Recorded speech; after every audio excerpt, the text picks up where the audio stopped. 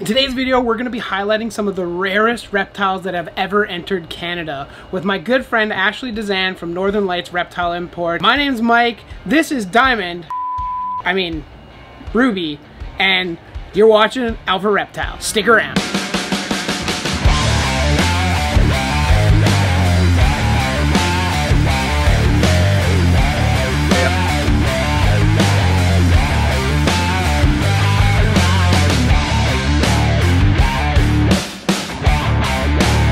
Je m'appelle Papa.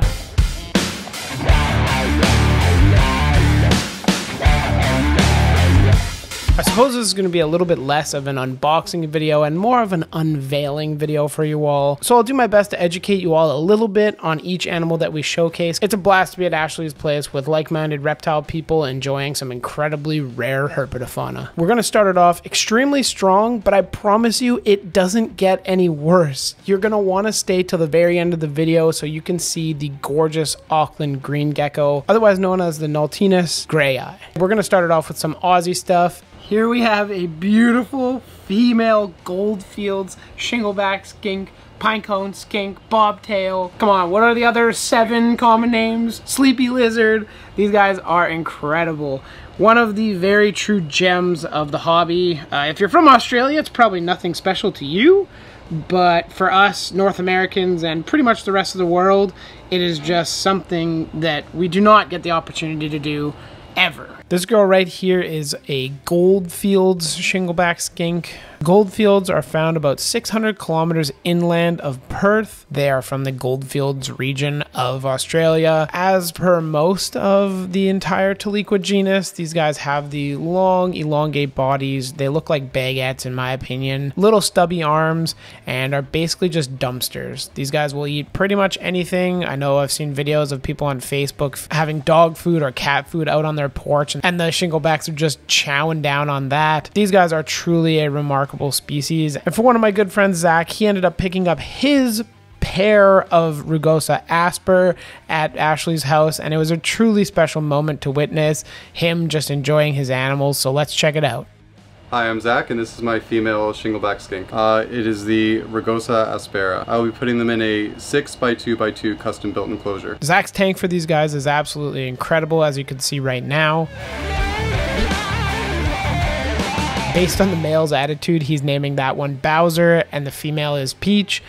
I mean, it's timely and very fitting names for the both of them. From one endemic lizard to another, let's talk about Lophosaurus boydii, or the Boyd's forest dragon. These guys are found in the northeastern rainforest of Queensland, living amongst the very dense vegetation due to the lack of available sunlight in a dense canopy. These guys do what's known as thermoconforming, which is basically they keep their body temperature very similar to the air around it. So they're not actively seeking basking points and such like that. They are mostly invertebrates, so they'll eat things like crickets, grasshoppers, imagine some roaches, although it is said that they may occasionally eat some fruits and such, but I imagine mixed in there there's probably some mollusks. Very, very cool lizards, and I am stoked that we got to see this little baby. This is definitely something that I'd consider keeping in the future. And now, after all those beautiful creatures, we're left with these. A Centralian bearded dragon. I'm sorry, I had to. Might offend some of you Aussies out there, but hopefully you can appreciate the effort. Who's this? Hey guys, how's it going? Fancy seeing you here. I'm so stoked right now. These are the Blue Beauty Anoles. I have been dreaming about owning a pair of these animals for a very long time. As you can see here, this is actually the male. These animals are sexable from a young age. I did not know this, but she showed me it's quite simple. So the males sort of have this stripe, if you will, here, I guess, along the chest or laterally. The female is banded, so she has the stripes going across the body. I'm so excited to bring these home, and the reputation for these animals is they're quite defensive. And if you guys fell down some dark hole or something and you don't know who Dion is, where can they find you? Reptiliatus on all socials, but primarily YouTube and Instagram, I would say. Go check it out. Now there's far too many epic snakes in this video to choose a complete favorite, but this is probably the most interesting of the bunch. This redneck keelback snake is famous for being both venomous and poisonous. So that meme that everybody sees, Yeah, there definitely are snakes that are both venomous and poisonous. It's widely distributed through the lowland and premontane regions of Southeast Asia and is commonly found near bodies of water. This is due to their fairly specialized diet of primarily frogs and toads, but they'll also eat tadpoles and even fish. Their diet is also where they get that poison that I was mentioning earlier from. They sequester the toxins from their prey and use it in their own defense, should a predator decide that this very brightly colored snake is an easy meal. Needless to say, these are an incredibly fascinating species of snake and one that I won't soon forget. Now at this point in the video, I want to remind you that you should definitely stick around to the very end of the video because there are some of the coolest geckos ever. There are some true green gems from New Zealand and definitely worth sticking around for. Now that I've mentioned that, let's move on to another fun species of Southeast Asian snakes, Luzon's mangrove snakes. These are a subspecies of Boiga gendrophylla found on the islands of Polillo and Luzon in the Philippines. Mangrove snakes in general are one of the more robust and heavy-bodied cat snakes. They're also one of the larger species of cat snakes, reaching upwards of 7 feet. They are indeed rear-fanged venomous and tend to have fairly testy attitudes. Although these two were actually very well behaved. One of these guys happens to be an axanthic mutation. Basically, it is like a true white and black photo of a snake. Really, really neat. And speaking of rear-fang venomous Asian snakes, I introduced to you the Asian vine snake, a very unique species of snake, and yes, this one is particularly interesting because it is a yellow morph. This is the very first one of these I've ever seen in person, and the yellow is truly something else. Typically, these guys come in a wide variety of different greens and kind of teals mixed in, but this one is unique. Adult vine snakes can get fairly large, reaching lengths of around 6 feet, but they do maintain that very slender body style in order to mimic a vine in the rainforest. One other characteristic is that they use their tongue to break up their face shape, so you notice at a few points in this video its tongue is just randomly sticking out. That is something that they do when they are in a more defensive posture. These guys do feed primarily on small reptiles and amphibians, although in captivity there are definitely some that will take mice, although that's not necessarily the best for them. Moving on to another vibrant display of colors from this beautiful Kopstein's bronzeback snake, and where do you think the species is from? Yep.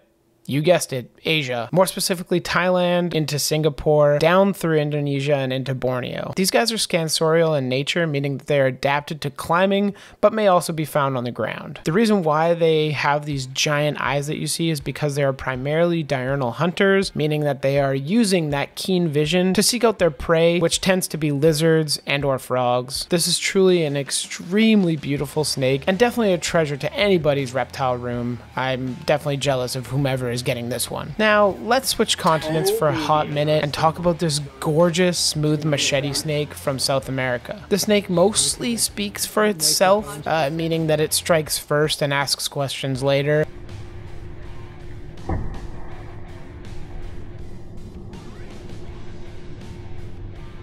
But once again, this is another diurnal snake that primarily eats frogs and lizards. And this is actually Ashley's personal snake and one of the main projects that she's working on in addition to her importing and exporting business. These guys are really truly a sight to be seen. And I tell you what, being on the striking end of that thing, I do not want to mess with it. Oh my god. At this point in the video, I did want to show you some of the other incredible species that you can feel free to research on your own time. I didn't really get a whole ton of footage of them, but they're definitely worth looking into. So please enjoy some of the kind of honorable mentions. I'm doing air quotes, not that you can see that in this video.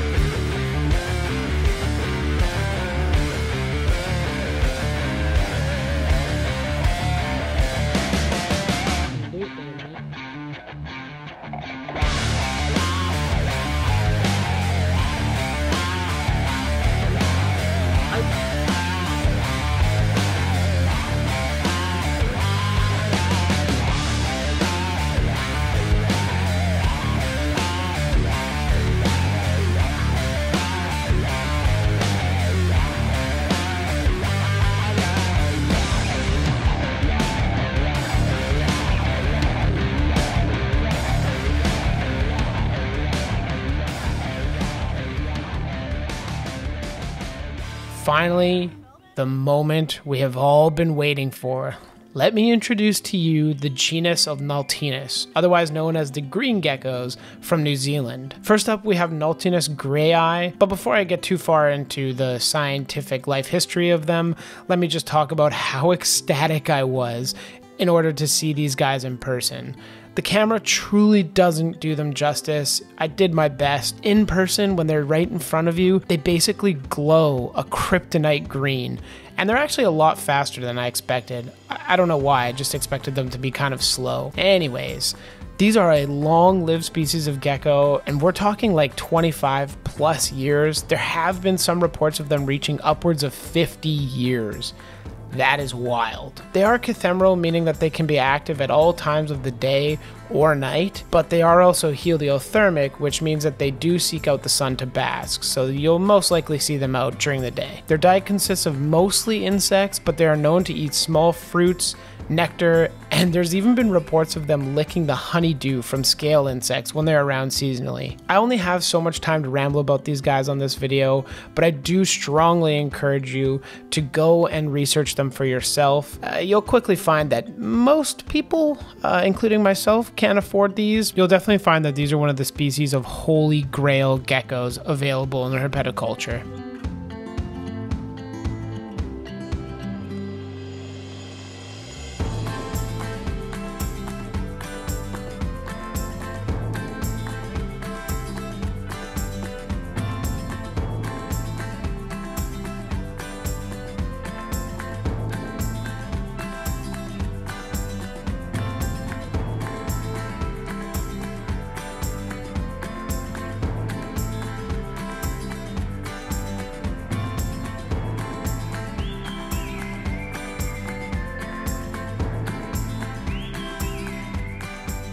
And now moving on from the grayi, we can talk briefly about the Naltinus elegans. This is basically just another flavor of a green gecko. They are a separate species, although there are cases where their ranges do overlap, and apparently there has been some mention of some hybridization between the two, but holy smokes, this guy is just incredible. Thankfully, I don't have to do the whole ramble again because the elegans shares very many characteristics with the Naltinus grayi, so meaning that they are arboreal, they love humidity, they tend to like the shrubs more than just like the large trees and whatnot, due to likely just ease of maneuverability and also, you know, sighting bias. It's a lot easier to find something in a shrub than it is 20 meters up a tree. I'm just gonna let you enjoy the last few moments of these incredible geckos. They were truly a sight to be seen. I'm so happy and thankful to Ashley for bringing these guys in, and I really hope whomever gets these is able to produce them.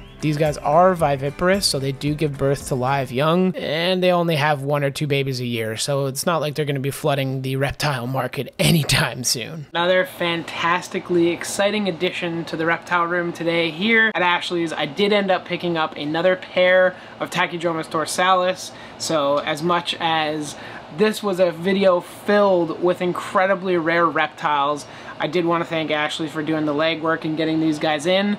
It means a ton to me. As you guys know, these are pretty much one of my favorite species. I will be making another Emerald Dragon video coming here pretty soon. I hope you guys enjoyed this video. If you did, smash that like button. If you have any questions, comments, concerns, anything like that, leave them in the comment section. And of course, if you want to see more tank builds, exciting reptile videos, subscribe, and we'll catch you over on Twitch as well.